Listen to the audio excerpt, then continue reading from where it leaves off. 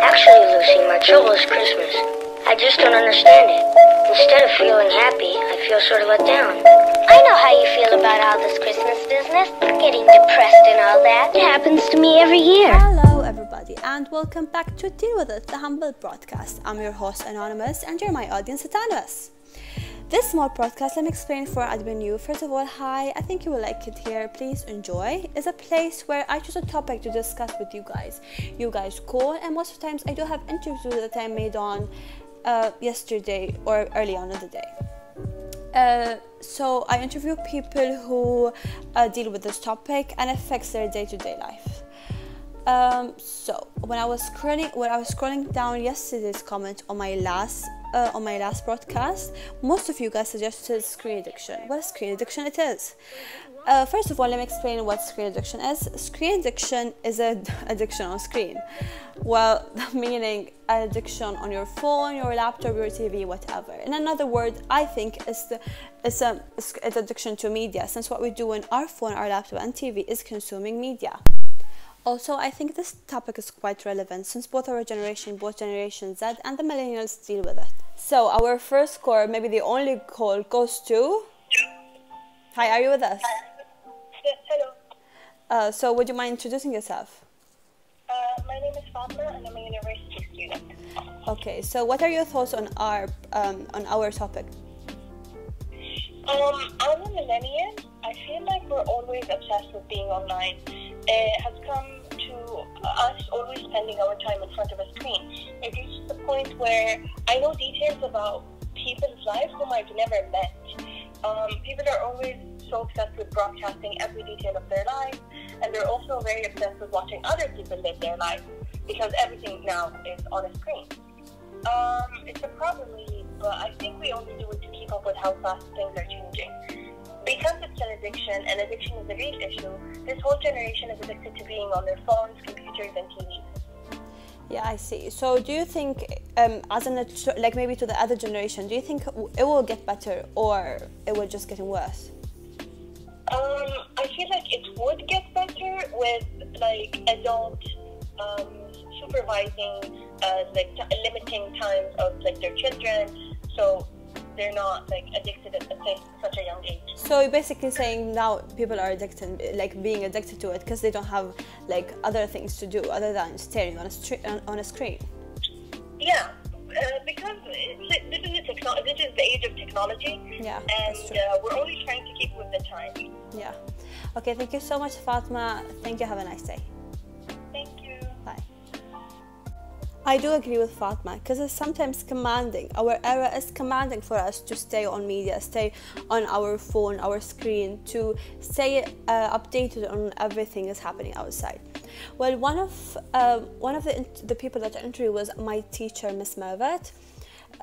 She deals with this problem every day since even in our classes, most of the students don't pay attention to her. They're just they're on their screen every day. So this is how the interview went. Miss Mervat. Okay. Would you mind telling us about your position? Okay. My name is Mervat. Yeah. Okay. Without any like doctor or instructor, just Mervat.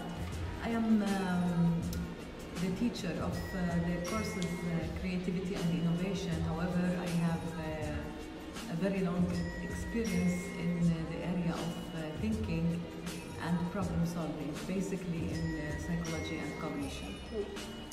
Okay, so I'm going to ask you a question about the screen addiction among youth. So what do you think its effects and is it beneficial or not? Okay, first of all, I understand that everyone in your age, okay, is really interested in the domain of technology, basically technology. All of you are looking for or searching Google, looking for information. Like your word basically is becoming the word of technology, and technology basically is within our hands the whole day. And now you are doing your interview with me while you are hanging your mobile. Yeah, that's true.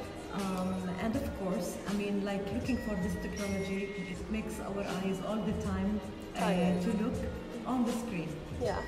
So we look for the screen or on the screens to look for information. So basically that's the needs and wants for this century. However, the need of digging for information or getting an information is something, and being addicted is another thing. Yes, we need to look at the screens, to look for information, to understand what's going on in this technological multicultural world, but we need to make sometimes a pause in order to give our brain a kind of a break, to look for other different nice things around us. We need to look for our spirit and the notes of our spirit. Therefore, we need to practice a kind of like meditation, to look for the health of our mindset. Our brain needs to have a kind of a break. So this is what she got to say in her interview. I think she had very, very strong points on how to heal and stop consuming this energy, this screen energy, and to stop this addiction. The second person I'm interviewing is a speech therapist. I've been to her workplace before, and I noticed the amount of screens there were, especially since it's a very long day shift. Most of her clients spend most of the day there. And I was wondering if does she think that screen addiction is a hazard or a thing that she should fear from, and this is how the interview went. With Halima Shumaili, who's a supervisor with Salim of a speech therapist. Hi Halima, are you with us? Yes, I'm with you. So I wanted to ask you about your topic. What do you think about screen addiction among youth? And since you work with disabled youth, what do you think of it? Does it affect, or are you scared of it? Let me tell you that my answer could be yes or no at the same time. So you think, is it a hazard for learning, the learning experience? For more explanation to my answer, I said yes because most of my cases are youth, and the screen is kind of interactive tools. So me as a speech therapist, I can achieve my therapeutic goals easily. And no, because most of people with determination has low attention span, so misuse of this screen can get them distracted quickly. Oh, I see. Okay, thank you so much, Halima. Thank you. And that's what I got for you guys today. I hope you enjoyed today's podcast. I can't wait to read your comments. Don't forget to like, share, and please subscribe. I'll see you tomorrow at the same time, same place. Bye-bye.